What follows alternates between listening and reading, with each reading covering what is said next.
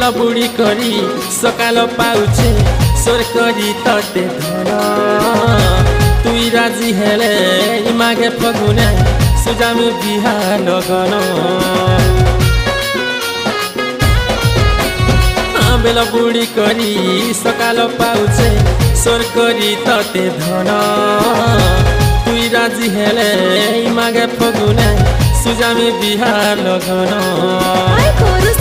मोर मन के जिए मनावा मीठा मीठा प्रेम कथा नि कही सुनावा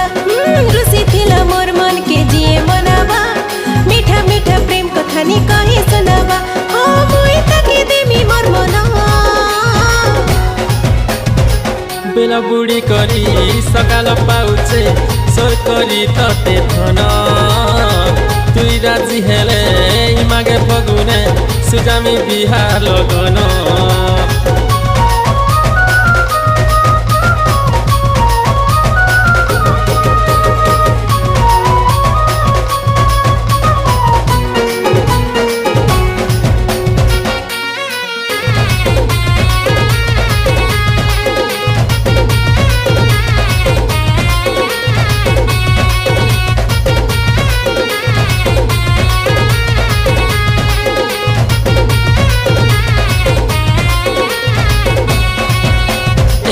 भरी हार में पिंधावी गा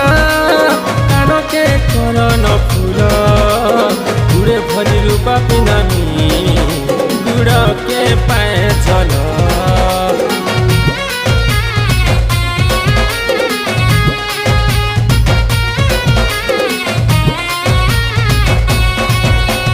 पाट साड़ी पिंधि करी सुना रे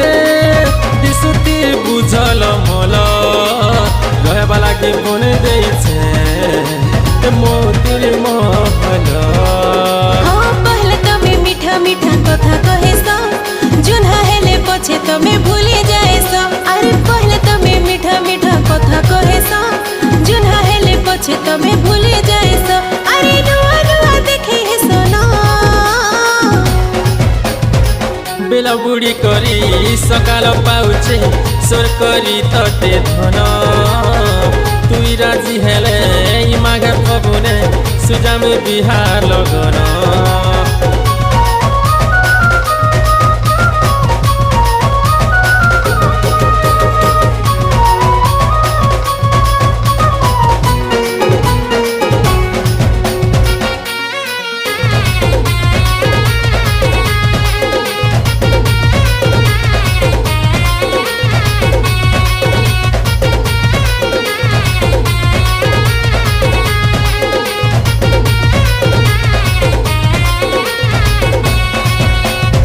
गौड़ा दुई दिनिया लगी रे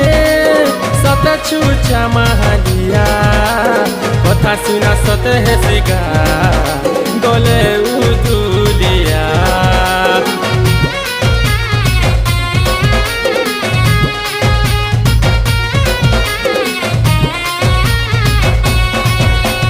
बोर बेसे आईमी मोरे सुना रे साजिती बुद्धि कनिया कहले हज गजरे हेमिगा बिहार मोर मन ते खोजु थिला सते जहाके आखिर आगे पाइछ मुई आजी तहाके मोर मन ते खोजु थिला सते जहाके आखिर आगे पाइछ मुई आजी तहाके पूरा है बाकी सपना बेला बुढ़ी करी सकाल पाउछे सोर करी तते धन तुई राजी हेले मागे फगुने सुजामी बिहा लगन।